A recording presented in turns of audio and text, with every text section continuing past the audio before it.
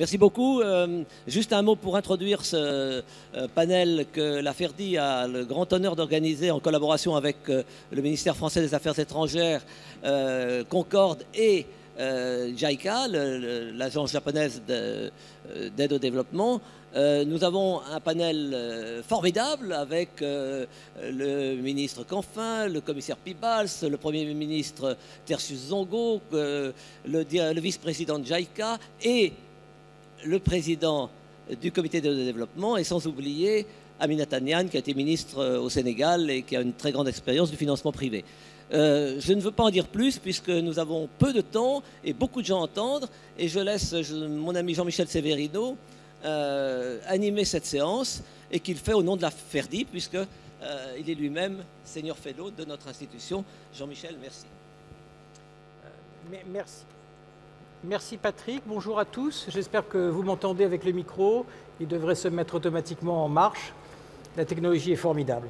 Donc vraiment, je suis très reconnaissant d'une part à la FERDI, aux autres coordinateurs du panel d'avoir su rassembler un formidable groupe de personnes autour de cette table. Et je leur suis reconnaissant d'être venus pour certains de très loin. Pour participer à ce débat. Ce sont tous des gens qui sont considérablement impliqués dans le développement, comme acteurs de terrain, comme financeurs, comme partenaires.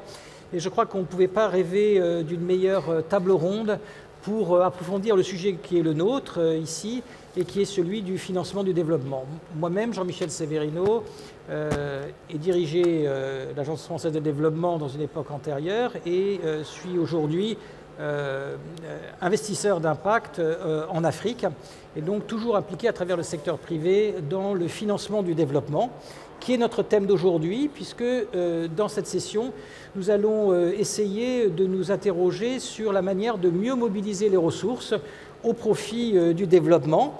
C'est une question qui, bien entendu, est là depuis qu'il existe un système de financement du développement. Et cette question s'est présentée sous des jours très différents selon les époques. À l'époque de la guerre froide, dans un contexte où la mobilisation de l'argent venant du bloc de l'Est comme de l'OCDE était largement gouvernée par des considérations géostratégiques. Dans la période de crise du financement de l'aide publique au développement qui a pris place dans les années 90, et après une remontée au début du XXIe siècle liée à la prise de perception, à la prise en compte de l'apparition des thématiques globales, on s'est retrouvé assez vite confronté dans cette décennie 2000 à un changement de la géographie du financement de l'aide, avec un très grand nombre de nouveaux acteurs qui intervenaient sur le terrain, mais aussi une crise budgétaire à laquelle les bailleurs historiques de l'aide au développement étaient confrontés, tandis qu'au contraire, la dynamique de croissance dans les pays en développement s'accélérait, notablement, y compris sur le territoire africain, une Afrique qui a ajouté plus de 300 milliards de dollars par an de dépenses publiques et donc de recettes publiques pendant cette décennie. Donc une considérable mobilisation de sa propre fiscalité, de sa propre épargne intérieure au service du développement. Donc une géographie du problème qui se transforme radicalement, qui pose de nouveaux défis, qui pose de nouvelles questions que nous allons essayer de passer en revue. Et pour démarrer cette table ronde, je vais donc proposer à Andrés Pilbags, qui joint à ses fonctions officielles de commissaire européen au développement un très grand engagement personnel, le soin de nous éclairer et de nous introduire dans ce débat. Donc Andrés, pour 10 minutes. Thank you, Jean-Michel. I think it's one of the most complicated debates that relates to post-2015, because today we have had also a discussion between the ministers, and I think our Swiss colleagues said that basically there are two ways: agree on goals and then find the financing and go in parallel. But I believe we are already in the process, so you can't avoid discussing the questions about financing of development. So I will be rather humble, because also my role as a development minister of the, well, analog of development minister of the EU is always to get money from member states for ODA, and that's perhaps a very particular role, and I think member countries and our partner countries are a bit different situations, so that's why I will just try to introduce, but not exactly to respond to the questions Jean-Michel raised. I believe we need really to go in history, because 10 years ago the Monterrey Consensus laid the foundation of a comprehensive vision on financing development. In Monterrey, all parties made a number of commitments, these including mobilizing domestic resources, promoting international trade, increasing international financial and technical cooperation for development, sustainable debt financing and external debt relief, and making improvements to international monetary, financial and trading systems. This vision, and this is a rather comprehensive vision, has guided our action ever since. The European Union and its member states have monitored all of the Monterrey commitments every year since 2003. The most recent EU accountability report on financing for development, released in July, revealed that we have made some progress towards meeting many of our ambitious commitments. For example, in the EU overall ODA, spending to Africa constantly increased between 2004 and 2012. However, we must also recognize that the world has changed considerably since we met in Monterrey in 2002. Global wealth distribution has altered, new donors and actors have entered the stage, and more international financing processes are now in play. The sustainable development strand, the climate strand, and the biodiversity strand are just three examples. The logical conclusion then is that we must adapt the Monterrey vision to today's circumstances and challenges. The European Commission came forward with proposals on how to do just that in its July policy proposals on financing beyond 2015. The proposal starts by mapping all public and private financial resources in developing countries that could be used to help meet development and other global public goals, and arrives at a figure of slightly over 7 trillion euro. Some of the more detailed findings are particularly revealing. For instance, in developing countries as a whole, domestic public resources amounting to 3.300 billion euro exceed international public finance by a factor of 20. At the same time, there are fundamental differences between countries in the composition of available financing sources. To give you one illustration, international public finance accounts for almost as much as domestic tax revenue in Prime Minister's land Burkina Faso, but it is less than 3% of domestic revenue for a country like Brazil. In our view, the implications of these findings are clear. To begin with, the statement in the Monterrey Consensus that each country has primary responsibility for its own economic and social development remains valid today. Also, while the international community has an important role to play, its support should be tailored to specific country situations. With these considerations in mind, the policy proposal puts forward 6 universally applicable principles. 1. Putting policy first. Good policies are more effective than spending to offset bad ones. 2. Comprehensive coverage of all financing sources. 3. Resource prioritization at country level within a framework of internationally agreed commitment. 4. An integrated approach to make the most of potential synergies out there via funding that serves several policy goals at once. 5. Retargeting ODA towards countries most in need, with emerging economies contributing their fair share. And 6. Mutual accountability, with all actors taking and monitoring action to pursue global goals. Lastly, let me refer to the possibilities opened up by innovative financing to expand the financing of development. We are currently setting up instruments to enable us to significantly increase our investments through blending, notably at regional level. This will help us support regional integration, finance infrastructures, agriculture and energy programs of regional interest, and do much more besides. Our ambition is to unlock investment, being public or private, that will complement our own initiatives and scale them up considerably.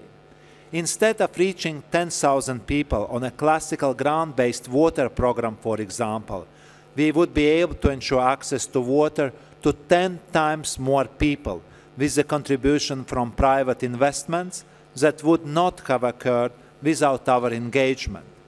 Because ultimately what matters is that we have mobilized all relevant sources of financing to address poverty eradication, further sustainable development, and ensure that the wealth generated in our partner countries is shared out fairly. To summarize, I believe that you can't create miracles in financing, but I believe that there are a couple of elements that we need to very much emphasize. The first is domestic finance. In a lot of our partner countries that I see, the wealth that is redistributed is less than 10%. You can't serve state if it is so low. I'm not saying which is the right figure, but not definitely 10% of wealth redistribution. It should be addressed because otherwise development goals never can be achieved. Second, official development aid. It is grants that are extremely valuable, but there are two parts. One, commitment 0.7% of GNI should be honored. And second, grant resources should be invested that they leverage other type of investment. And that comes the third. Well, there is a lot of finance in the world. They are not coming to the places most needed. So what we can do? We can do from our side, try with the grant resources to unblock the bottleneck. But what is our partners should do? Well, they need to establish stability of investment. And I've ended up with one warning that comes from the Mo Ibrahim's latest indicators, what basically shows good governance tendency in Africa in general. But what he says, there is a deterioration in security and rule of law. And his conclusion was, well, it's because of less employment possibilities. Young people are asking more demand.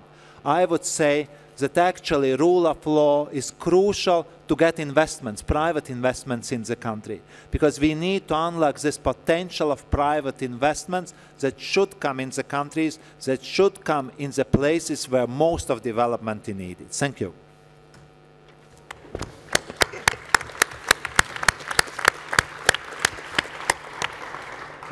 Merci beaucoup, Monsieur le Commissaire. Je crois que vous avez extrêmement bien planté le débat et en plus d'une manière très concise. Et je pense que nous allons pouvoir largement rebondir sur ces commentaires introductifs.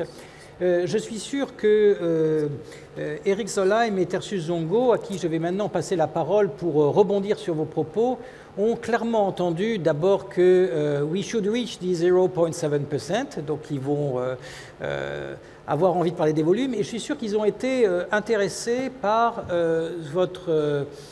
par la façon dont vous êtes revenu à plusieurs reprises sur la manière dont l'aide devait en fait avoir un effet de levier sur d'autres choses, la mobilisation des ressources publiques, la mobilisation des ressources privées. Vous avez de plusieurs manières abordé ce thème, mais aussi la façon dont elle devait s'adapter à des circonstances extrêmement différentes suivant les pays, c'était surtout votre propos, mais sans doute aussi suivant les sujets, les objets de financement.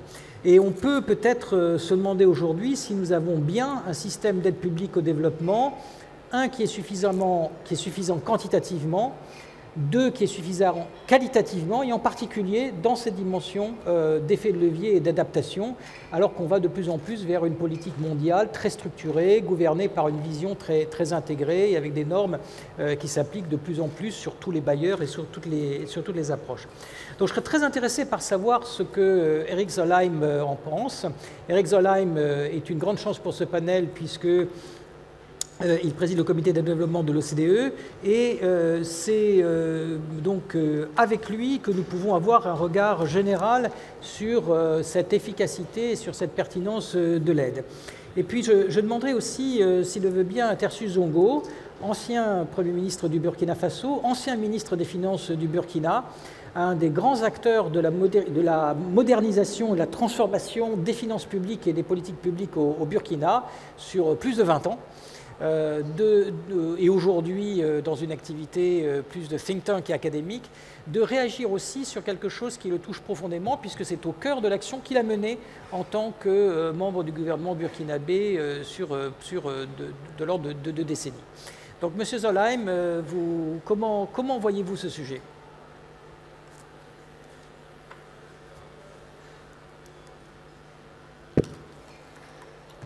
Thank you so much, and let me start by stressing how much I am in agreement with what Andris just said, particularly this very, very strong focus on domestic resource mobilization.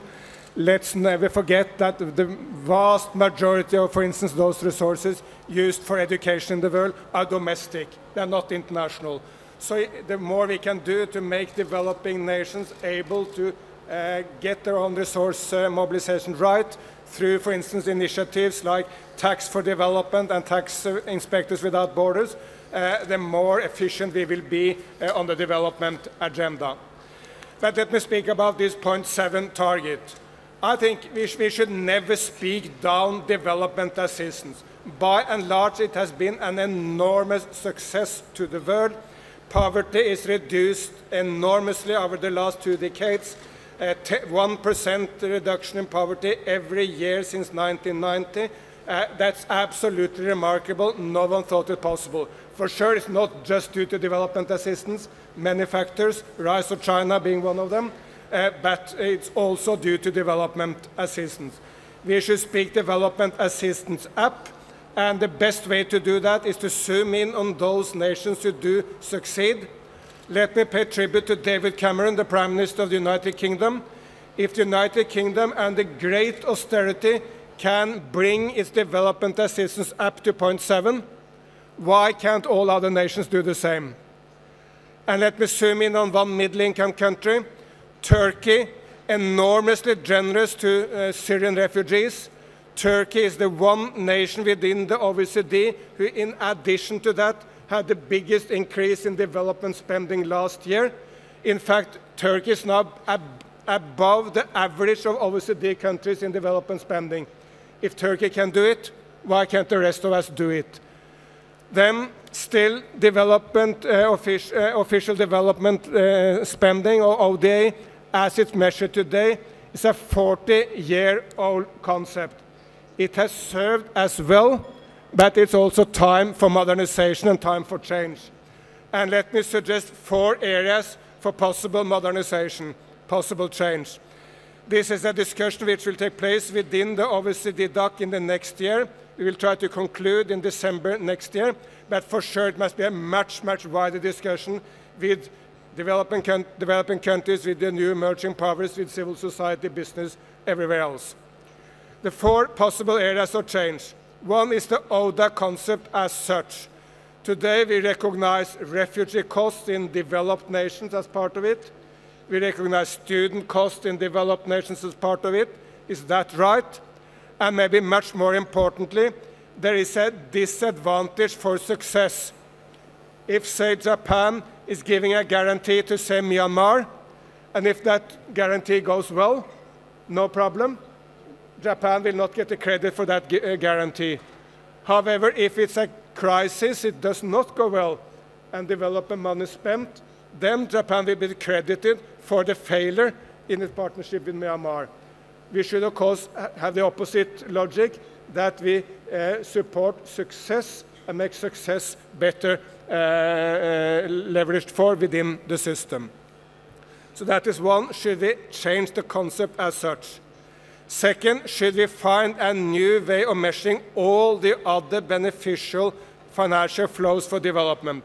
Private investment, guarantees, commercial loan, market-based instrument, all of them are necessary. We should do more of them. Some of them can be leveraged by ODA, but at this stage they are not showcased and not measured in a proper way. I think we should try to establish a wider concept for development finance and add that to the ODA concept. Third, historically, development assistance was a north-south thing. Europe, Japan, and North America supporting poor people in Africa and other places. But a huge number of now providers are coming up. I mentioned Turkey. China, for sure, is the most important of these providers, but many Latin American nations, many others, India, Indonesia, providing development assistance. That is not in the statistics in a proper manner. Let me give you one example to explain. If my country, Norway, would support, say, Somalia, and let's assume Turkey would do the same, the Norwegian contribution to Somalia will probably be leveraged as 4 times the Turkish contribution, because basically salaries of Norwegians are 4 times salaries of Turks. That's not fair. We must find a way of encompassing South-South contributions better into the ODA measurement system. And the fourth and last suggested change is not a change, but an add. We are now measuring efforts for development, how much money, say, France is providing for development, but we are not measuring the outputs. We should add the system of ODA with a system for the measurement of recipient benefit. If France is assisting, say, Côte d'Ivoire, we should measure French effort for sure, but we should also measure the recipient benefits in Abidjan or Burkina Faso, Ouagadougou. And that must be established for sure in close cooperation with developing nations. So these are 4 suggested changes. We invite everyone to take part in this debate over the next year. Merci beaucoup, Monsieur Solheim. On pourrait, si je résumais brutalement ce que vous venez de dire, c'est more and better, plus et différemment aussi. Mais finalement, Monsieur le Premier ministre, Monsieur Zongo, cette aide au développement, est-ce que vous en avez encore besoin? Le Burkina Faso a cru entre 7 et 8% pendant plus d'une dizaine d'années. Quel sens ça a en fait pour vous encore cette aide? Est-ce qu'elle a un sens? Merci beaucoup. Je crois que dans votre introduction, vous avez en réalité apporté la réponse à cette question, parce que dans votre mot introductif, vous avez rappelé que l'aide publique au développement a eu une évolution dans ses objectifs, une évolution, je dois dire, dans ses acteurs, mais aussi une évolution dans ses instruments. Et s'il y a eu évolution, c'est que quelque part, cette évolution est le fait des donateurs, non des pays qui reçoivent. Ce qui veut dire qu'il faut que nous resituions le rôle de l'aide. L'aide, quel est son rôle? À quoi doit servir l'aide? Si nous voulons resituer l'aide, un partenaire qui vient pour aider le Burkina, je suppose qu'il vient pour faire en sorte que le pays se développe, qu'il puisse atteindre des objectifs de croissance et restaurer la dignité des populations. Si je pars de ce postulat, qui est responsable de la vision de développement du pays? Qui est responsable des stratégies dans le pays? C'est le pays lui-même qui a cette responsabilité, c'est-à-dire ce rôle primordial quant à la vision, quant aux stratégies de développement revient au pays. Si ce rôle revient au pays, la deuxième question qui suit, vous ne pouvez pas avoir un rôle primordial dans la définition de votre devenir et de votre avenir et avoir un rôle secondaire dans le financement de votre devenir et de votre avenir. Et il y a quelque chose qui ne va pas. Par conséquent, pour moi, le rôle de l'aide, c'est il ne peut être qu'un complément. L'aide ne peut être qu'un complément, l'aide ne peut pas être un substitut. Et si les compléments, et je reviens au point posé par le commissaire Pibals, l'essentiel doit être comment créer les bases pour une forte mobilisation des ressources locales. Avant d'y arriver, je veux simplement que quelquefois, nous nous servons de l'expérience.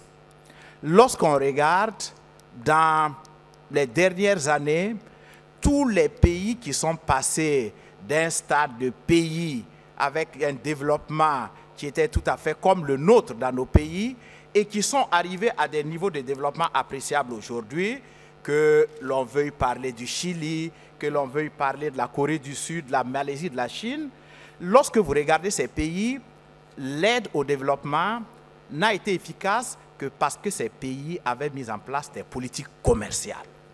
L'aide vient aider les politiques de ces pays à créer des occasions pour que ces pays soient capables d'offrir quelque chose. Tant que le pays n'arrive pas, à partir de l'aide, à être offreur, il ne peut pas élargir sa base de création de richesses et par conséquent, il ne peut pas élargir sa base de mobilisation de ressources. Le deuxième élément, c'est qu'une fois que cela est fait, comment le pays lui-même s'organise pour mobiliser plus de recettes. Quand on parle de mobilisation de recettes, le premier élément, c'est quand même une vision. Il faut une politique, il faut une stratégie. Et lorsque vous mettez en place la stratégie, je vois Jean-Michel me dit, ça commence à être long, vous mettez en place la stratégie, comment vous y avancez. Et je veux parler juste 2 minutes du rôle des partenaires. Les partenaires doivent être complices des pays dans la mise en œuvre d'un certain nombre de mesures fiscales. Et je parle de mon expérience. Quand moi j'étais ministre des Finances, j'avais un taux de l'impôt sur les sociétés, quand je suis arrivé, qui était à 45%. Aucune société ne voulait payer 45%. Personne ne voulait devenir formel pour payer 45%. Mais je me suis dit, si je baisse ce taux, les gens vont payer. Mais j'ai un problème. Je vais devant les députés, je présente le budget de l'État. J'ai dit non, je baisse le taux de l'impôt de 45 à 30%. Les députés vont me dire, mais comment tu finances le gap des dépenses? Je me dis, je m'entends avec les partenaires. Moi, je veux baisser ce taux d'impôt. Je sais qu'en 2 ans, j'aurai plus de recettes en impôt sur les sociétés que je n'avais quand le taux est de 30%. Mais politiquement, je ne peux pas me présenter devant les députés aujourd'hui pour dire je baisse ce taux à 35%, mais je ne sais pas comment je couvre ce gap de dépenses. On s'est entendu, les partenaires ont apporté quelques appuis financiers pour combler ce gap. Et aujourd'hui, nous sommes à un taux d'impôt sur les sociétés de 25%. Et il faut faire plus. Donc, on a besoin de cette complicité. Le deuxième élément pour terminer, parce qu'on en a parlé, c'est le cadre régional. Vous savez, dans nos pays, quelquefois, il y a un certain nombre de mesures fiscales. Ce n'est pas que le gouvernement n'a pas la volonté, mais il y a des habitudes qui sont créées. Si bien qu'au niveau national, pour prendre ces mesures, ça pose tellement de problèmes que si au niveau du cadre régional, on harmonise la fiscalité, ça donne plus d'actions. Et malheureusement, les partenaires ne savent pas très souvent financer le cadre régional qui doit être le moteur pour harmoniser les politiques et pour aller de l'avant. Et que dire du secteur informel et que dire des autres niches de fiscalité qui existent, peut-être sans doute dans les questions, j'aurai l'occasion d'y revenir. Merci. Merci beaucoup, Monsieur le Premier ministre. Alors, j'aurais envie nous avons 3 représentants de contributeurs financiers au développement autour de cette table. Monsieur le ministre Canfin, Monsieur Cato donc de la JICA, Olivier Consolo, Monsieur Consolo de Concorde. Et j'ai envie de vous dire, finalement, quand j'entends Tertius Zongo, et je le prends d'une manière un petit peu polémique, il vous dit en fait aid for trade, aid for business, aide pour les finances publiques. Est-ce que c'est quelque chose qu'on peut vendre à une opinion publique? Est-ce que l'objectif de baisser l'impôt sur les sociétés au Burkina Faso est quelque chose qui est perçu comme étant par les citoyens contribuables, comme étant la finalité de l'aide publique au développement? Monsieur le ministre? Pourquoi poser la question à un ministre français sur les impôts? Moi, je voudrais faire 3 remarques. La première, c'est que on est non plus dans une relation nord-sud, mais on est aujourd'hui dans un monde où le Sud s'est différencié. Il n'y a plus le Sud, mais il y a les Suds. Et il n'y a plus le Sud qui, globalement, dans l'opinion publique du Nord, suscitait un sentiment de solidarité, je dirais, spontanée. Il y a aujourd'hui des Suds. Il y a un Sud qui continue de générer ce sentiment de solidarité, et puis il y a un Sud qui fait peur. Il y a un Sud qui fait concurrence. Et je pense bien évidemment aux pays émergents, dont à un moment donné, il faudra bien les appeler pays émergés. Et je crois que cette différenciation des Suds justifie une différenciation des outils entre le don et les prêts, entre les différents niveaux de concessionnalité. Et je crois que c'est quelque chose qui doit figurer à l'agenda de toute réflexion sur l'avenir de l'aide publique au développement et de sa comptabilisation.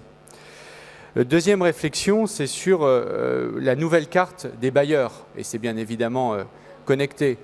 On ne peut plus continuer à penser l'aide publique au développement dans la décennie qui vient comme on l'a pensé dans les 3 ou 4 décennies passées. Et nous voyons bien des pays qui sont en train de passer du statut de pays récipiendaire au statut de pays neutre et progressivement donateur. Et ce n'est pas encore complètement visible, mais à peu près partout, la Chine est en train de passer du statut de pays récipiendaire à celui de pays donateurs, y compris dans le cadre d'institutions multilatérales. Donc ça, je crois que nous sommes au point d'inflexion de cette grande tendance, et je crois que toute réflexion, encore une fois, qui se projette dans les 10 années à venir sur l'avenir, le futur de l'aide publique au développement, ne doit pas prolonger les tendances passées, mais doit au contraire s'inscrire dans la prolongation de ce point d'inflexion, donc dans une nouvelle tendance, une nouvelle carte, une nouvelle géopolitique de l'aide. Et puis le troisième point, je conclurai là-dessus, cette première intervention, c'est que j'ai toujours considéré qu'en tant que ministre du Développement, mon action avait 2 jambes. La première jambe, c'est effectivement les transferts financiers, l'aide publique, dont on pourra reparler par la suite sur la nécessité de faire levier, sur l'intégration de la question de la soutenabilité environnementale. Il y a d'autres temps dans le débat pour en parler. Mais donc la première jambe, ce sont les transferts financiers. Mais il y a la deuxième jambe qui est au moins aussi importante, qui est de créer les conditions du développement. Et là, on revient sur les sujets qui ont été évoqués par Monsieur le ministre. Et c'est pour ça qu'il n'y a pas du tout d'incompatibilité. Parce que, évidemment, dans les conditions du développement, il y a les politiques commerciales, il y a les politiques industrielles, il y a la bonne gestion des ressources publiques, il y a la capacité à lever l'impôt. Et c'est exactement ce sur quoi nous travaillons. On rappelait à l'instant, M. Solheim rappelait à l'instant l'initiative Inspecteur des impôts sans frontières. Il se trouve que, précisément parce que je pense qu'il faut avancer sur les 2 jambes, la France et la Norvège ont été les 2 premiers pays à financer cette initiative, comme nous avons été le premier pays à financer l'initiative de la Banque mondiale pour négocier de manière différente, de manière plus équitable, les contrats d'exploitation des ressources naturelles. Parce que dans les conditions du développement, il y a aussi la question de la bonne gestion des ressources naturelles dont on sait qu'elles contribuent pour une grande part encore aujourd'hui à la croissance des pays en développement. Et donc ces 2 jambes, eh bien, il y en a une qui figure dans l'APD et il y en a une autre qui figure très très marginalement dans l'APD.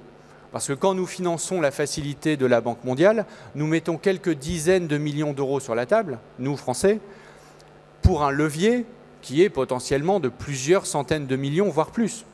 Et donc qu'est-ce qu'il faut compter ? Il faut compter les dizaines de millions que l'on met ou il faut compter les centaines de millions de l'impact. Voilà.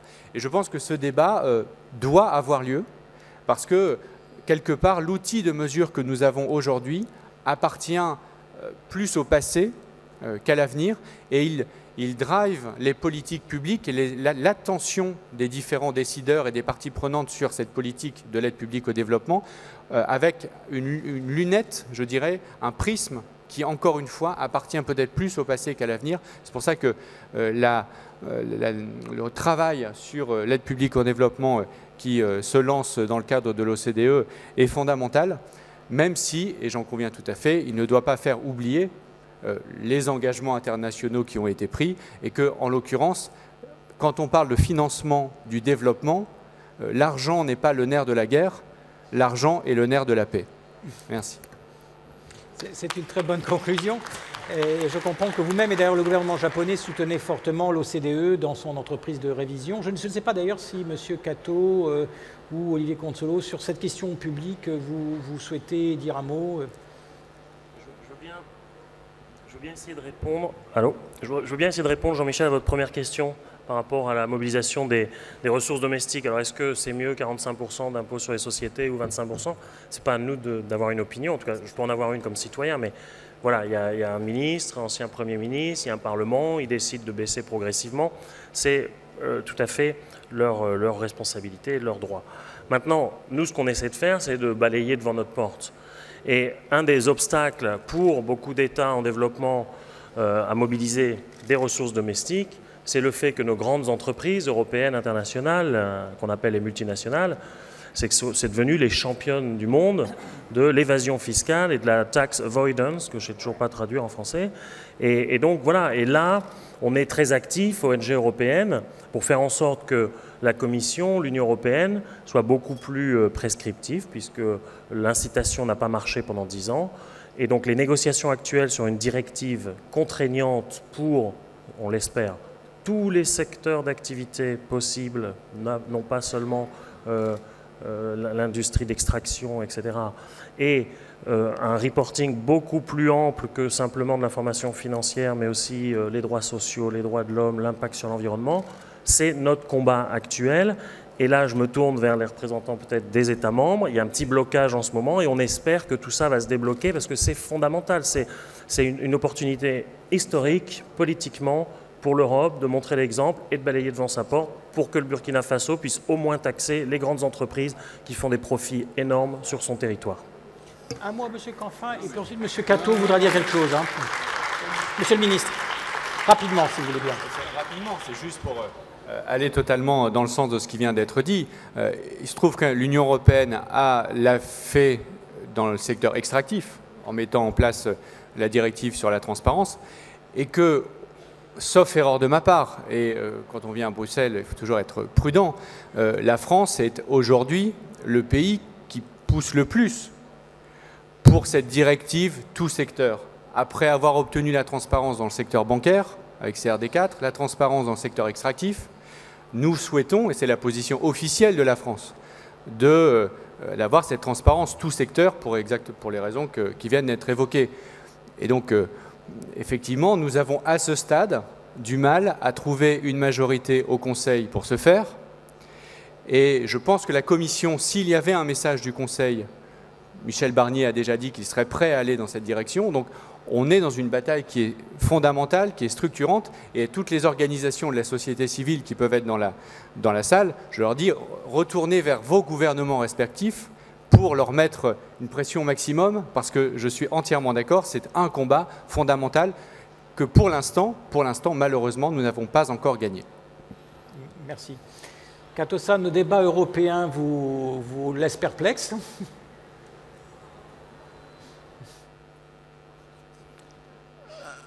Oh, thank you very much. But I'm not bewildered. Actually, the EU and Japan had a summit meeting this month, and in the joint press statement, the leaders expressed that there are many shared values and commitments to global issues, not only as well as to the mutual issues of mutual interest. So I'm not at all bewildered by this debate. But I'd like to make an intervention about the future of ODA. And if we are to think about the future of ODA, maybe we need to make what kind of assumptions we have in our mind, when arguing about the future of ODA. Over the long run, maybe the gap between a gap in income between today's developed countries and developing countries is going to be much, much smaller, while at the same time, most of the poor people will be residing in what we call middle-income countries in the decades to come. And thirdly, maybe today's developed countries will be facing increasingly serious challenges, such as aging of the society and many other things.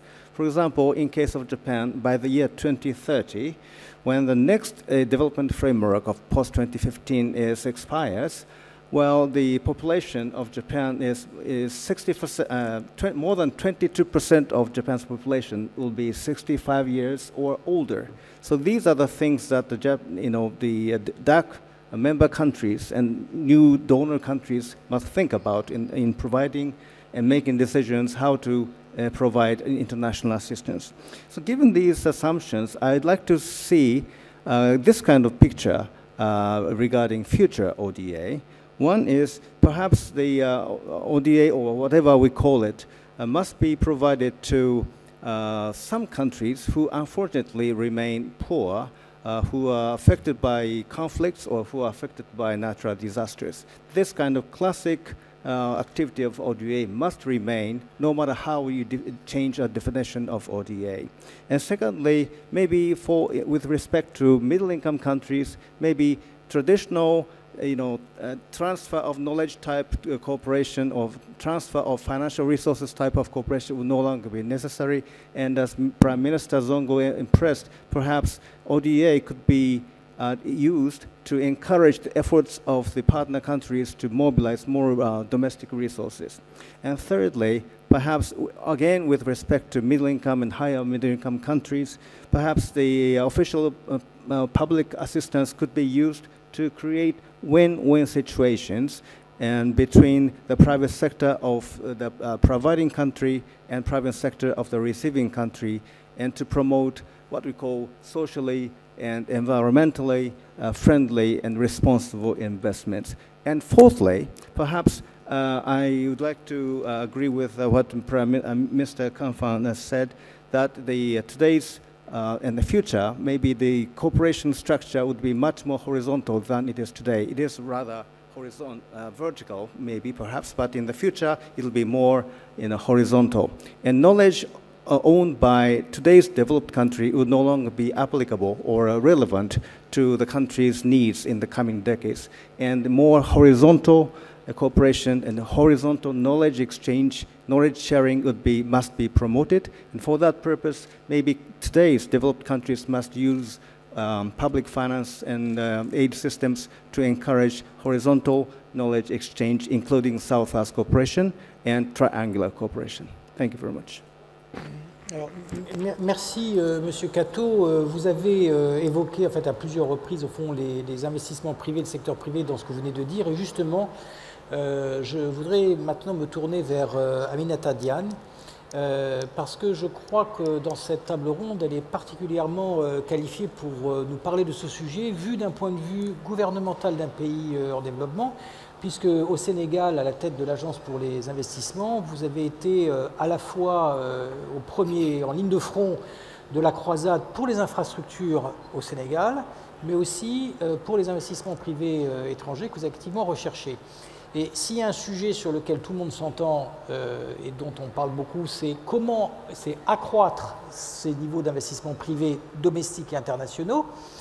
Et ces investissements ont lieu, on le voit dans toutes les statistiques, mais peut-être pas autant qu'on le voudrait. Alors au fond, vu de votre expérience, qu'est-ce qui freine, ou au contraire, qu'est-ce qui pourrait accélérer à l'échelle globale ou locale considérablement cette dynamique du secteur privé, et quel rôle les acteurs internationaux, notamment l'aide, mais aussi les gouvernements, pourraient jouer davantage. J'ajoute que maintenant, dans votre rôle à la Banque africaine de développement, qui est un acteur de premier plan, qui est l'acteur de premier plan du financement des infrastructures en Afrique, mais aussi un acteur très important de financement du secteur privé, vous êtes aussi dans une position particulièrement pertinente pour voir ce qui se passe sur ces terrains à l'échelle de tout le continent.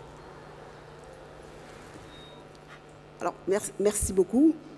Je pense que s'il y a un consensus aujourd'hui, c'est que le secteur privé est attendu. Il y a beaucoup d'attentes pour que le secteur privé puisse participer au financement du développement en Afrique. Je pense que tout le monde le reconnaît, tout le monde l'admet. On ne peut pas compter indéfiniment sur l'aide publique au développement, même si elle est encore nécessaire, ne serait-ce que pour atteindre les OND et dans des secteurs sociaux.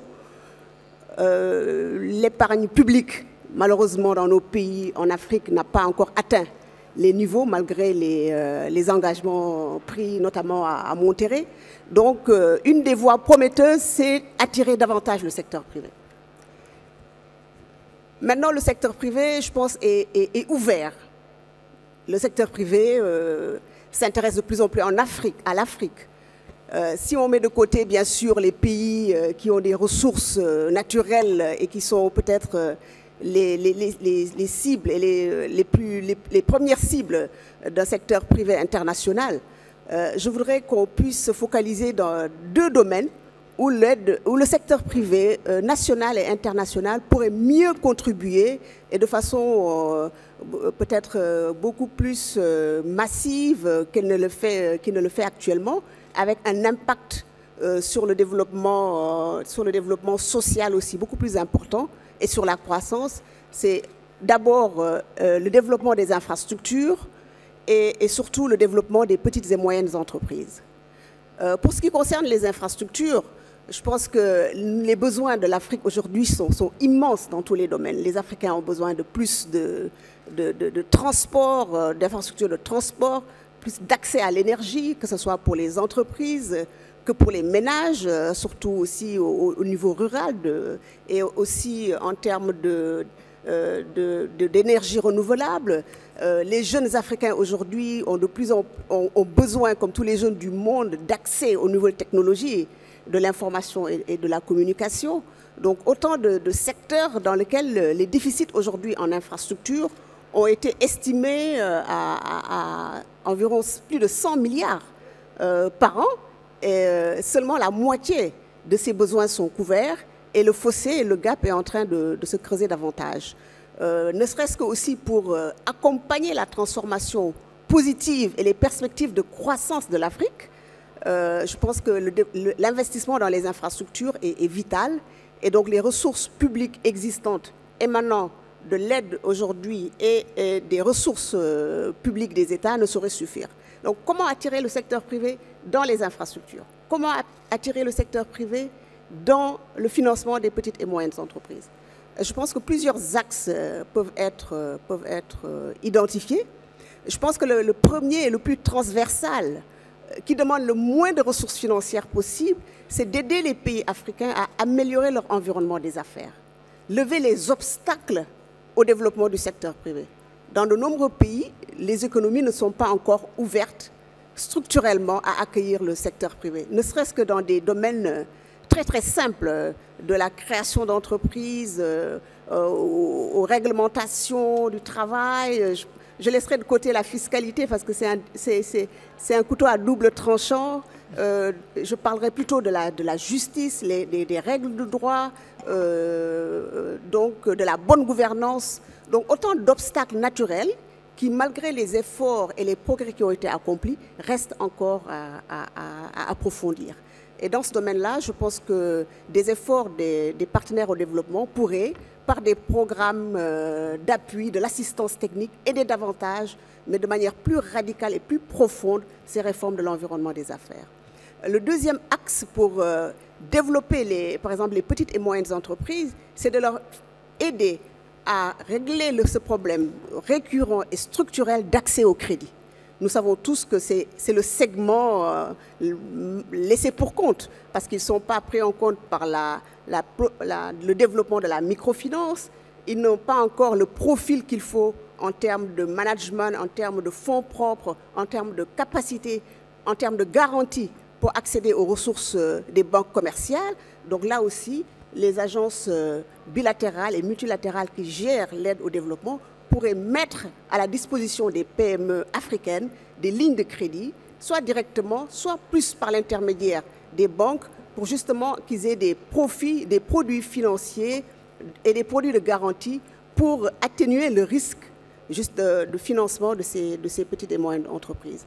Pour ce qui concerne les infrastructures, les réformes devraient être beaucoup plus profondes et plus complexes. parce que là, il s'agit par exemple de développer le partenariat public-privé.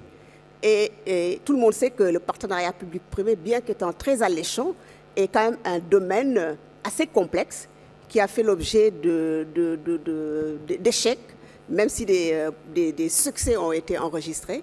Et là aussi, par une réforme profonde du cadre réglementaire et des systèmes de régulation, en appuyant à renforcer les capacités de négociation et de régulation des gouvernements, beaucoup plus de ressources financières pourraient être privées, pourraient être introduites dans le domaine des partenariats publics-privés.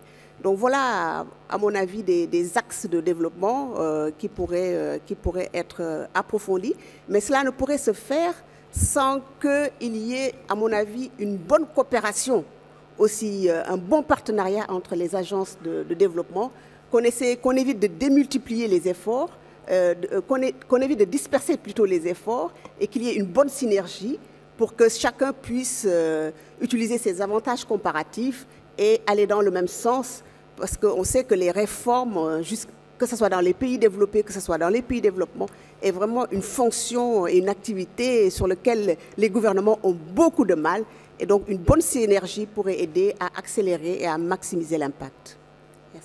Alors, Kato-san, justement, la JICA est un acteur fondamental du secteur des infrastructures à l'échelle mondiale dans les publics au développement. C'est une des activités structurantes. Et vous êtes, pas exclusivement, mais en grande partie un acteur de financement du secteur public. Alors comment, de votre fenêtre, voyez-vous cet appel au partenariat public-privé qu'a lancé Aminata Niane, tout en reconnaissant les difficultés du sujet? Et comment la JICA contribue-t-elle à cet agenda infrastructure?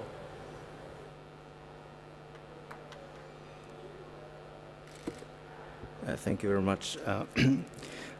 Before answering directly to the question, I'd like to talk a bit about what I think about the previous presentation. And the question we are addressing is how maybe international cooperation can serve to promote investment, private investment, and particularly socially responsible investment, and also pro-poor investment. And infrastructure, having an appropriate infrastructure is one of the absolutely necessary conditions for promoting private investment. But there are other conditions that must be in place before we see an increasing investment. And maybe international cooperation from outside can help the partner countries in promoting private investment and socially responsible and pro-poor investment on two grounds, or at two levels. One is at the macro level and the other at the micro project level. And actually, this is a paraphrase of what Anita was saying. At the macro or policy level, maybe international cooperation can help the partner country to develop, as she said, more investment-friendly environment, and which could be realized through a variety of means, such as developing a long-term, clear-cut, tangible blueprint master plan, that thereby sending out a signal to the private sector how the government is going to develop the country. Or we can include the human resource development project to facilitate the private sector investment in the country. So these are the macro level interventions to help the partner countries. Of course, the developing countries can do all these things by themselves, by their own effort, but it is always a good idea to seek advice from the peer countries or from countries that have similar experiences. So in that sense, international cooperation does make sense. And at the same time, maybe international cooperation can serve to encourage private sector socially responsible investment at the micro or at the project level. as she rightly said, the enterprises do not know about if the country, if the private sector firms don't know the country, they may hesitate to enter the country. So by providing information to the private sector who might be interested in making an investment, or by reducing the cost of initial feasibility studies, or by helping them, the small-scale industries, to do some project formulation exercises. This kind of international cooperation might be of great importance to facilitate the participation of both large-scale and small-scale enterprises in the country, not only in infrastructure, but also in other sectors such as manufacturing and the service industry. And in that sense, the future role of ODA perhaps is to play the role of this kind of impact investors role, that is pick up important investment ideas and facilitate that kind of investment by reducing the initial costs or taking the risk faced by private investors. These are the ideas that I have about how international cooperation and particularly ODA can serve to encourage private investment and socially responsible investment. Thank you very much. Merci beaucoup, Kato-san. On n'a pas beaucoup de temps dans notre table ronde, mais là aussi, je voudrais peut-être me retourner vers Tertius Zongo, qui, depuis son expérience de terrain au Burkina, a vu aussi toutes ces tentatives de promotion des infrastructures en partenariat public-privé, des PME. Le Burkina Faso a aujourd'hui un plan très ambitieux d'investissement dans la PME, hein, qui a fait l'objet d'un conseil présidentiel il y a quelques semaines. Et est-ce que, au fond, vous participez de la forme d'optimisme que je perçois quand même quant à la possibilité de faire progresser cet agenda? Vous avez tout à fait raison. Il est clair, comme Madame l'a dit, dans nos pays, il y a une question de volonté politique d'abord. Quoi qu'on dise, on parle de l'implication du privé, mais c'est la volonté politique qui doit être le moteur. Et elle a dit, les réformes sont très difficiles à mener dans le pays, parce que les réformes amènent un peu une espèce d'incertitude. Mais je dois dire, les réformes amènent surtout dans nos pays des pertes de fonds de commerce. Toutes les réformes qui permettent d'être plus transparent, de gagner en temps, de gagner en argent, sont des réformes qui dérangent parce qu'elles bouleversent des habitudes. Par conséquent, quelle que soit la volonté au niveau des ministres de pouvoir le faire, s'il n'y a pas une volonté politique au-dessus, vous êtes sûr que les réformes ne produiront pas l'effet attendu. C'est pourquoi, de mon point de vue, et vous parlez du Conseil présidentiel, c'est moi qui l'ai mis en place, et nous avons estimé qu'il faut que les plus hautes autorités donnent le signal. Ça, c'est le premier élément. Le deuxième élément, c'est les partenaires eux-mêmes, la coordination des partenaires au développement. Lorsque vous prenez les partenaires au développement, chacun pense qu'il a une expérience dans telle ou telle chose. Et le drame, c'est que chacun veut être le tuteur de ce qui se passe dans le pays. Vous voulez avancer dans les réformes pour un meilleur climat des affaires. Quand la France vous soutient, quand la Banque mondiale voit que ça marche, quelque part, elle vient mettre un chapeau pour dire « c'est nous qui sommes conducteurs des réformes ». Ce qui fait que les bailleurs de fonds veulent, mais veulent jusqu'à présent que leur drapeau soit vu. Ce que Madame a dit est très important. Cette coordination des agences, elle ne peut être faite que par le gouvernement lui-même. Et pour qu'elle soit faite par le gouvernement lui-même, il faut que le gouvernement ait une vision. Quel type de secteur privé il veut? Quels sont les obstacles qu'il a? Quelle est sa part qu'il doit jouer? Et qu'est-ce qu'il attend des autres promoteurs?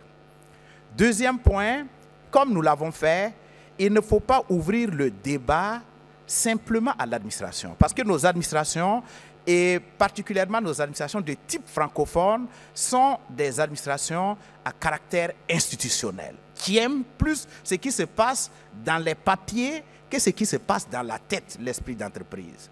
Par conséquent, il faut donner un rôle important au secteur privé à qui s'appliquent les lois.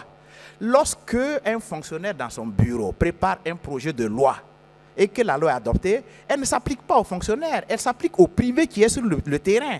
Qui connaît mieux les éléments qu'il faut toucher pour que cette loi produise sa pleine capacité, sa pleine efficacité? Mais c'est le privé, ce n'est pas le fonctionnaire. Par conséquent, dans les cadres de dialogue, pour pouvoir avancer, il faut le privé local. Mais on a besoin d'avoir les standards internationaux. On n'a pas besoin d'avoir des pays qui se reforment pour des standards nationaux. Et si vous voulez avoir les standards internationaux, pour ce type de réforme, il faut que vous ayez des partenaires qui peut-être n'interviennent même pas chez vous, qui interviennent dans d'autres pays, qui sont reconnus, qui font pion sur rue et qui viennent vous écouter, voir où est-ce que vous allez avec vos réformes pour vous dire non, ce que vous dites c'est bon, mais c'est bon pour votre région, c'est bon pour votre pays, et puisque vous voulez être ouvert sur le pays, sur le monde, il faudrait ajouter telle et telle chose. Donc, je suis tout à fait d'accord avec madame que c'est la voie, mais la volonté politique, comme elle a dit, il faut qu'elle soit en avant. Alors vous avez bien montré, Monsieur le Premier ministre, la complexité de la réforme et les questions institutionnelles.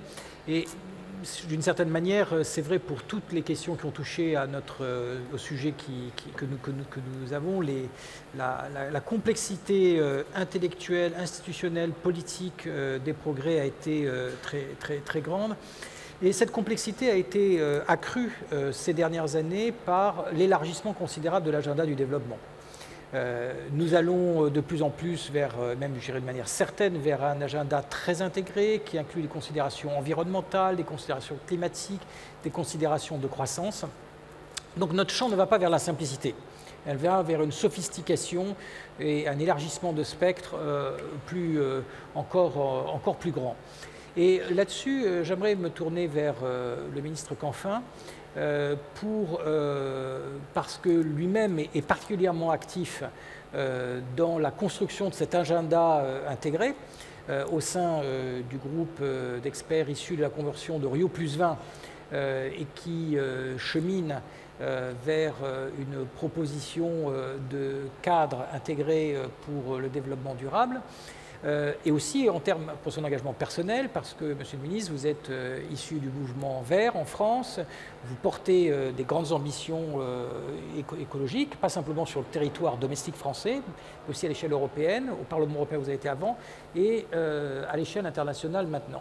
Donc comment, de votre point de vue, voyez-vous la possibilité de cheminer vers cet agenda intégré, tout en gardant, je dirais, une pratique qui soit suffisamment simple pour être comprise, mise en œuvre.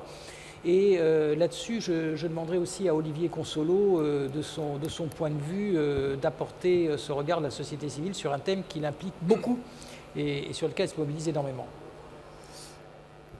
Merci Jean-Michel.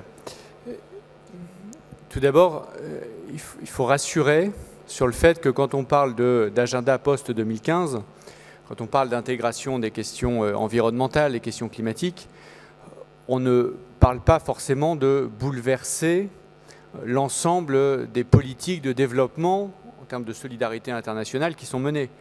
En matière d'éducation, en matière de santé, en matière de nutrition, il y aura bien plus de continuité que de changement avec la réflexion autour de l'agenda post-2015. Néanmoins, je pense que personne ne peut nier le fait que nous sommes en train d'entrer, ou nous sommes déjà entrés, dans un nouveau monde. Et quand la Banque mondiale dit, comme beaucoup d'autres, comme la Banque africaine de développement, que la première menace sur la mortalité infantile, qui est vraiment un objectif historique des politiques de développement, la première menace sur la mortalité infantile, parce que c'est la première menace sur la sécurité alimentaire, c'est le changement climatique, et que donc plus de sécheresse et moins de rendement, plus d'insécurité alimentaire et plus d'enfants qui meurent avant d'avoir atteint l'âge de 5 ans, on voit bien qu'on est entré dans un nouveau monde. Je pense que dans aucun des rapports de la Banque mondiale des années 70, 80, peut-être même 90, ce type de phrase figurait. Et quand on additionne, quand on ajoute le fait que, on le sait, les pays les plus vulnérables aux impacts du changement climatique sont précisément les pays qui sont sur les bandes tropicales, qui sont ceux qui sont parmi les plus pauvres du monde aussi, on voit bien que se projeter dans les prochaines décennies ou les prochaines décennies et dire non, non, il y a d'un côté l'agenda soutenabilité, de l'autre côté l'agenda lutte contre la pauvreté, ne fait plus de sens. Ne fait plus de sens. Et donc c'est pour ça que moi je suis un fervent partisan de la fusion de ces deux agendas, mais encore une fois, il s'agit de cibler un certain nombre de choses. Évidemment pas les questions spécifiquement de politique en matière de santé, d'éducation, de nutrition. Par contre, puisque le mot infrastructure a été prononcé, quand la plupart des pays du Sud sont en train de construire, ou les pays du Sud sont en train de construire une grande partie de leur capital physique, urbain, transport, énergie. L'immense majorité des infrastructures que nous faisons aujourd'hui auront une durée de vie de 30 ans, 40 ans, 50 ans, peut-être même plus. Et encore aujourd'hui, nous n'intégrons pas, et quand je dis nous, c'est y compris la France à ce stade, nous n'intégrons pas dans l'élaboration, dans la conception de ces infrastructures, la question de la résilience au changement climatique. Nous ne disons pas dans quel monde ces infrastructures vont-elles vivre, en termes d'inondation, en termes de stress, de catastrophes naturelles, en termes de sécheresse, donc en termes d'impact sur un certain nombre de cycles de vie de cette infrastructure. Évidemment en termes d'érosion côtière qui fait que tel et tel territoire ne va plus avoir le même système, le même écosystème, je dirais, qu'aujourd'hui. Ces questions aujourd'hui sont largement impensées. Et c'est pour ça que nous avons demandé à l'Agence française de développement de faire en sorte qu'en 2015, puisqu'il faut développer la méthodologie, il faut convaincre aussi nos partenaires, puisque l'Agence française de développement, même si c'est un outil, un bel outil très performant, tout seul ne peut rien faire. Et donc de faire en sorte que lorsque nous cofinançons une infrastructure, nous évoquions avec le pays bénéficiaire, puisque bien évidemment ça n'a de sens que s'il y a une volonté politique du pays de le faire, de se poser la question au moment de la conception de l'infrastructure de cette résilience au changement climatique. Voilà un sujet, et je pourrais en prendre d'autres, qui montre qu'à côté de la question des moyens, il y a la question de quel mode de développement qui est posé par cette politique de développement et qui est posé par, encore une fois, le nouveau monde dans lequel nous sommes. Et cette interrogation, elle prend place à New York dans, je vais reprendre ton joli terme, le cheminement de ce processus onusien qui a toutes les qualités et tous les défauts d'un processus onusien, mais aussi dans les choix politiques que nous faisons aujourd'hui. Et puis, il y aura en 2015, vous le savez aussi, la grande conférence sur le climat à Paris. Et même s'il ne s'agit surtout pas d'importer dans la discussion post-2015 toute la complexité de la négociation climatique et réciproquement, parce que là, sinon, on est sûr d'échouer des deux côtés, il n'empêche qu'on peut se poser la question, puisque ça sera la même année, à quelques mois d'intervalle, quelques semaines d'intervalle, et quelque part, les questions similaires se posent. Et donc, la question du verdissement de la partie de l'aide publique au développement qui concerne les infrastructures, l'énergie, l'urbain, doit pour moi être un des sujets à la fois dans la discussion climatique et dans la discussion post-2015, parce qu'il faut se rendre à l'évidence. Nous ne pourrons pas payer une fois pour mettre des infrastructures, puis une deuxième fois pour réparer les dommages de ces infrastructures, puis une troisième fois pour payer les conséquences d'un cyclone qui fera que cette infrastructure aura disparu. Et donc il faut, dès le début maintenant, dès la conception des projets, le faire. Et cette question du verdissement de l'aide publique au développement est pour moi un élément central, encore une fois, je le dis pour rassurer, qui exclut tout ce qui est lié à l'éducation, à la santé, plein d'autres sujets, mais qui, lorsque l'on construit le capital physique, est fondamental. Et dernier point, si tu me permets, ça amène donc des questions en termes de financement de ce verdissement. Et je crois que le cœur du sujet, une fois que nous avons un accord politique ou lorsque nous avons un accord politique du gouvernement du pays récipiendaire de l'aide pour aller dans cette direction, ce qui est de plus en plus souvent le cas, mais pas systématiquement. Ensuite, la question, c'est construire des outils financiers qui répondent à cette demande particulière. Et là, nous n'en sommes, je dirais qu'au début, même si des choses importantes ont déjà vu le jour.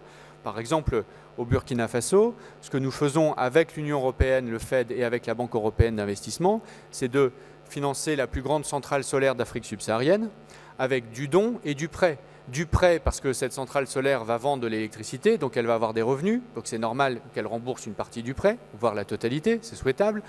Et en même temps, double part de dons à la fois sur la concessionnalité de l'intérêt et sur du don direct venant du FED, de façon à diminuer le coût de sortie du prix du kilowattheure, de façon à ce que cette grande infrastructure structurante soit bien évidemment compétitive. Et ça, c'est un enjeu fondamental, parce que quand vous êtes, et je vais prendre un exemple concret, au Sénégal, et que vous êtes avec Macky Sall, que vous discutez de quel sera le mix énergétique du Sénégal demain. Si vous avez la possibilité pour Macky Sall de faire du charbon à 6 centimes le kilowattheure ou des renouvelables à 15 centimes le kilowattheure, compte tenu de la sensibilité politique de cette question et des marges de manœuvre financières nécessairement limitées, vous faites du charbon à 6 centimes. Et vous ne pouvez pas taper sur la tête de Macky Sall en disant quand même c'est pas bien. Non, ça n'existe pas. Et donc notre responsabilité, c'est de faire en sorte que, à travers le transfert de technologie, à travers les outils financiers, il y ait des renouvelables à 6 centimes, parce que c'est ça qui fera qu'on pourra ensuite les déployer et construire l'accès à l'énergie universelle sur un mode soutenable et sur un mode durable. Voilà, je crois, quelque chose qui est fondamental, qui est au cœur de l'agenda de ce que nous essayons de faire, ce que nous faisons avec l'Agence française de développement, ce que nous plaidons au niveau européen et ce qui est au cœur des discussions géopolitiques, je dirais, mais aussi opérationnelles, à la fois de l'agenda post-2015 et du financement climat. Vous avez fait, Monsieur le Ministre, une présentation très convaincante du caractère impératif absolu de l'intégration de l'agenda et montrer quelles étaient les voies qui étaient nécessaires pour concilier les différentes tensions à l'intérieur de cet agenda. Donc Olivier Consolo, maintenant, on a parfois le sentiment, vu de l'extérieur, que la communauté la société civile est un peu partagée sur cet agenda, avec toute la partie militante de l'environnement qui, bien entendu, intègre et adopte avec enthousiasme cette orientation, et puis une partie plus historique, je dirais le canal historique de la société civile, centrée sur les questions d'éducation, de santé, qui peut craindre une sorte de dérive de l'agenda, des effets de concurrence parfois. Alors est-ce que vu de l'extérieur, voilà, cette perception de l'extérieur est une complète illusion, ou comment la société civile réagit-elle à cette irruption de compartiments complètement nouveaux dans la dernière décennie de l'agenda international? Très bonne question. Alors, ce qui est bien, c'est que sur la première partie de la question, je peux répondre de façon très officielle. C'est-à-dire que depuis 2 ans, les ONG des 2 secteurs, traditionnellement développement et environnement, travaillent main dans la main depuis les préparatifs de Rio pour une intégration de cet agenda.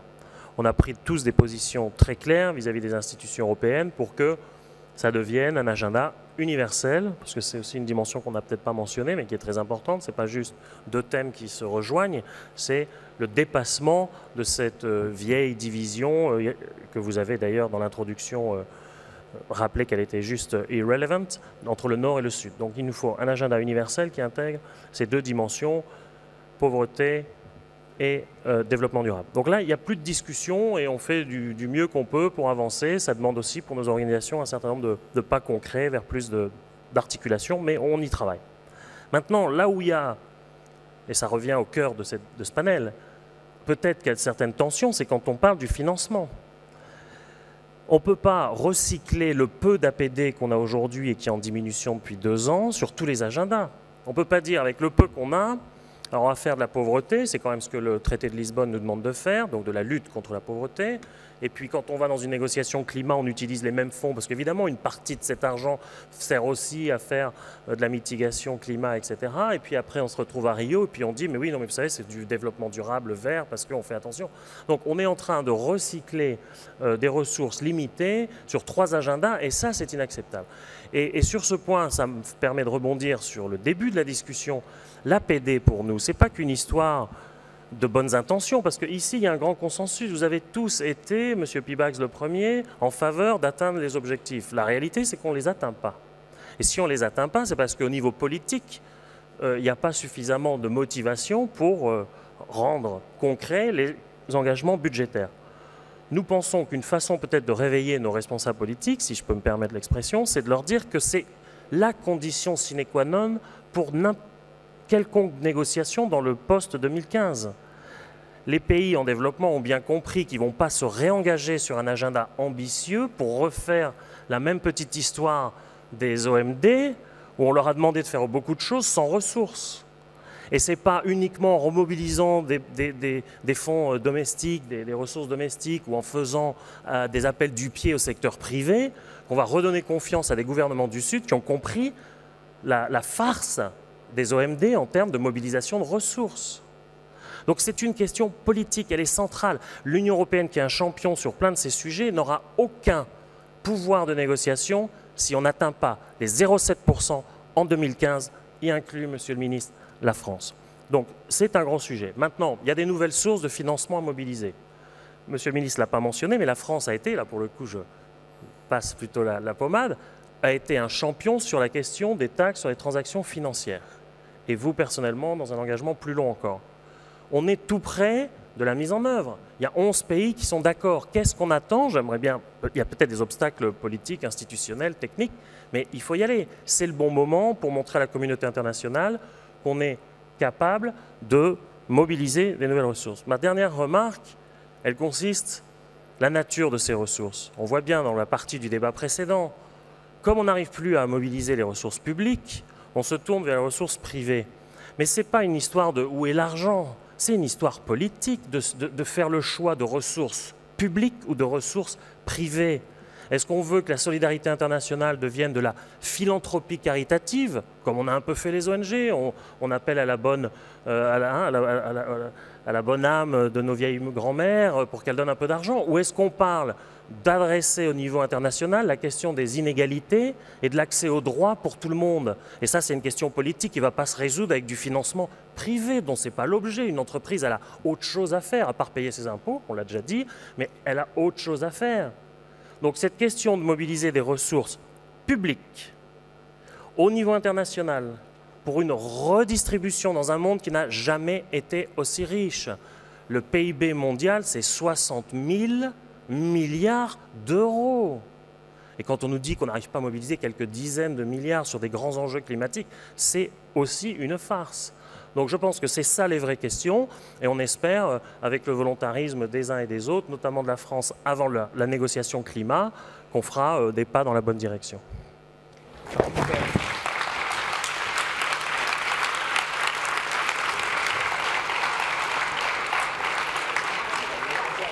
Le message a été clair, il a été bien entendu. Alors il nous reste très peu de temps pour conclure, et je vais du coup poser 3 questions auxquelles je vais demander, s'il vous plaît, des réponses extrêmement brèves à plusieurs d'entre vous, dans le désordre, et je vais vous demander à chacun de nous rassurer pour que nous puissions terminer cette table ronde heureux et souriant.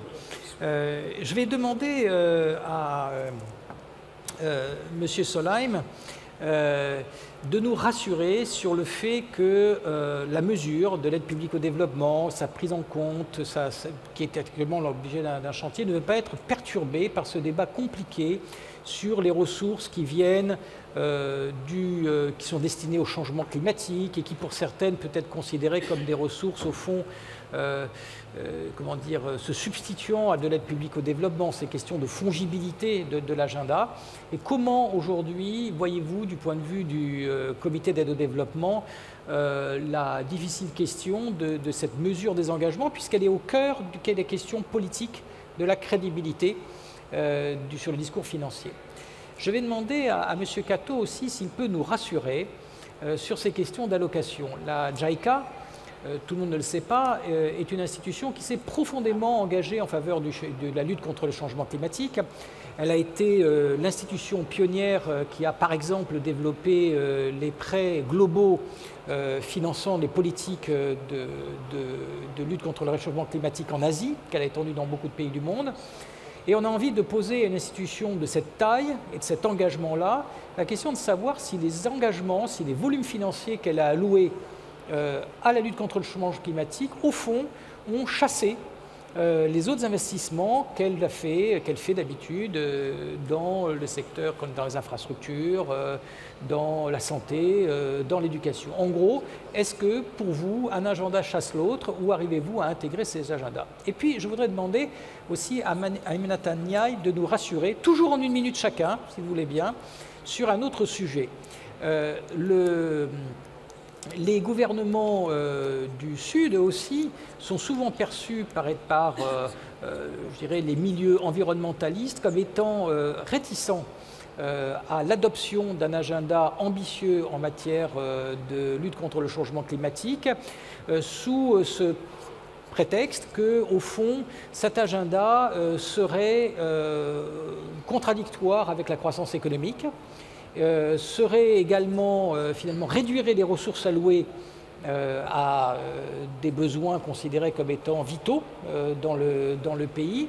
Et de ce fait, c'est souvent bâti, notamment en Occident, la perception que les pays du Sud étaient hostiles à un engagement déterminé contre la lutte du changement climatique. Et comme acteur politique de ces pays du Sud, j'aimerais que vous nous rassuriez sur le fait que ce n'est pas le cas et que ces opinions publiques se trompent.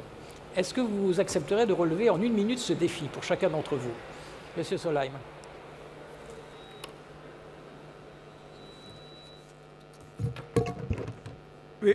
We shouldn't allow ourselves at all to think that there is any real problem with merging environment and development. I couldn't agree more with what Pascal said.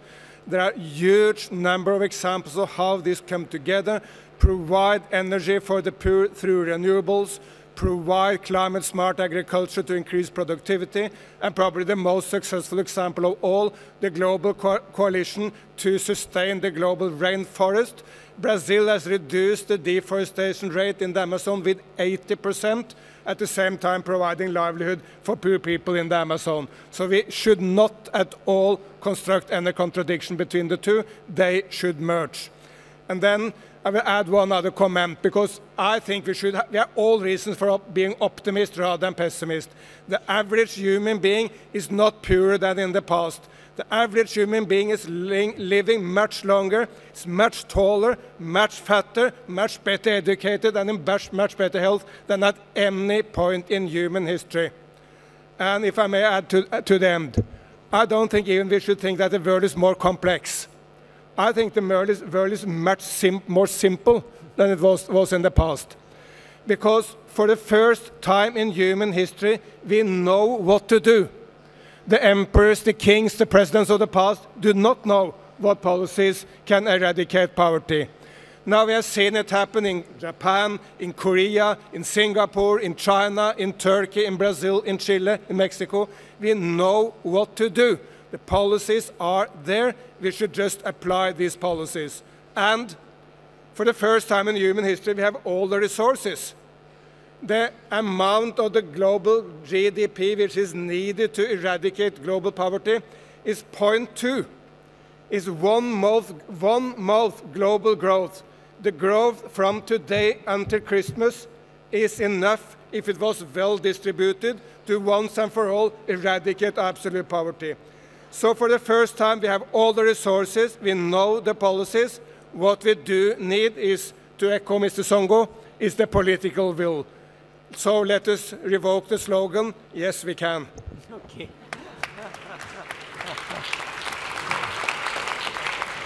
Change we can. Alors là aussi, le cap politique a été tracé. Kato-san.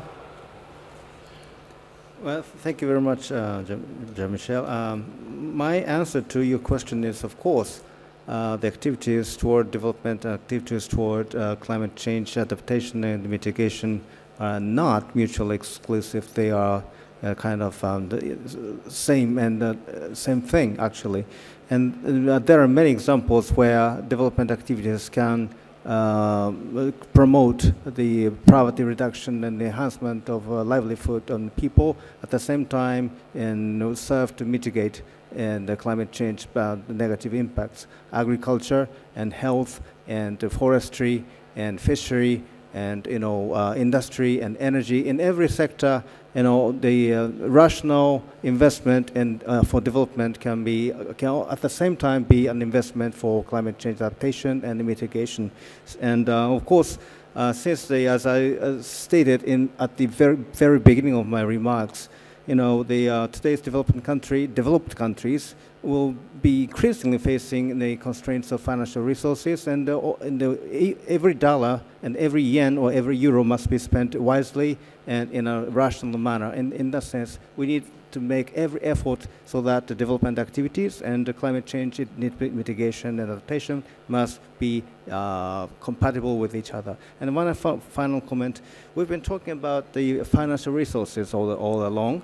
But what is needed for development and climate change mitigation and adaptation is not only financial resources, but also knowledge and human resource development. And human resource development must be a huge challenge, if not more than greater than the financial resource constraints. So let us look at how important the human resource development is, and let us talk about, we need to talk about how to nurture human resources for challenging these huge challenges. Thank you very much.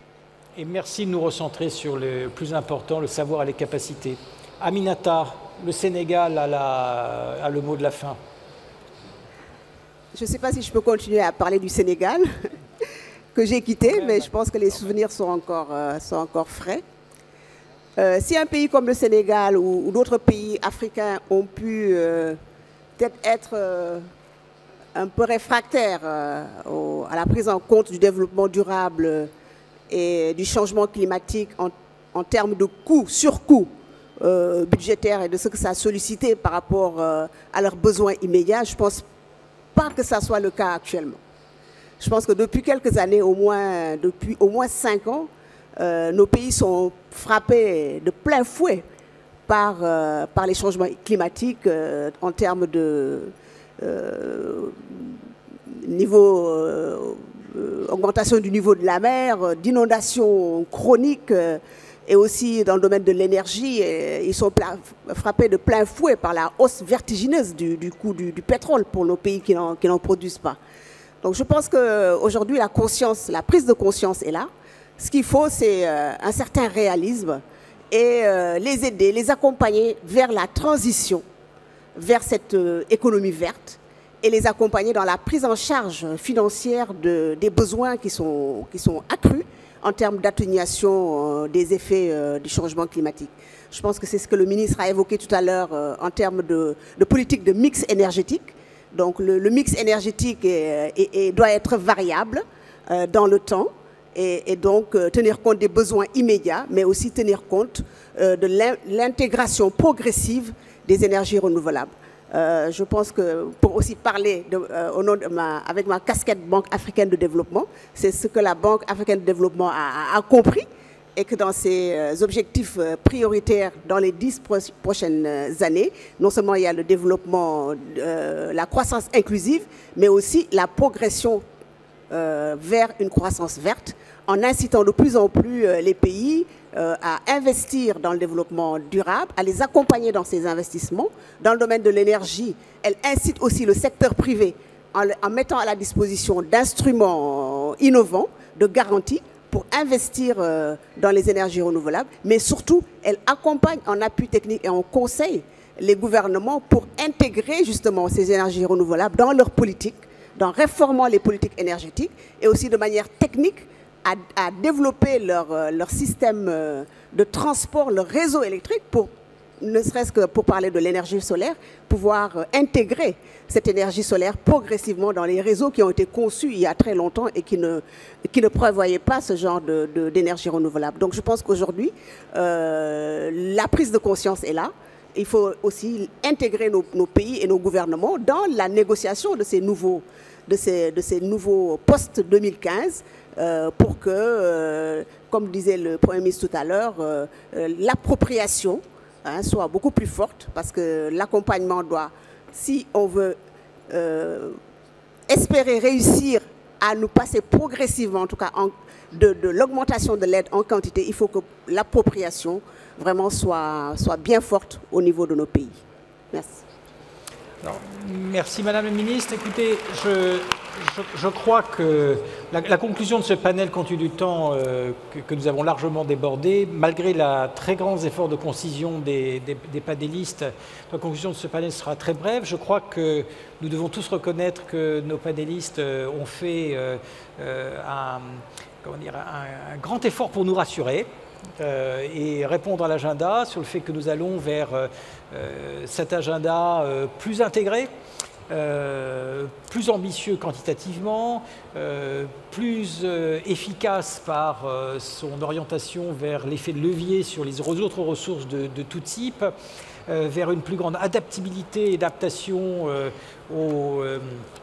aux circonstances, et avec je crois, ces grands sujets qui sont apparus dans ces dernières années comme étant nos nouvelles frontières, cette thématique environnementale qui n'était pas là il y a 20 ans, qui s'est imposée comme étant un des grands, sinon le premier des champs de réflexion, et cette thématique des nouveaux acteurs, dont en particulier les acteurs du secteur privé, qui interpellent beaucoup positivement, négativement dans ce champ. Je crois que je vais vous demander de bien vouloir les remercier chaleureusement, à la fois pour leur sincérité, leur concision également, la précision dont ils ont fait preuve et le volume considérable d'expérience qu'ils nous ont apporté au cours de cette heure et demie que nous avons passée ensemble. Et pour reprendre l'interpellation de M. Solheim, je dirais maintenant, il ne nous reste plus qu'à faire. Donc merci de les remercier et de les applaudir.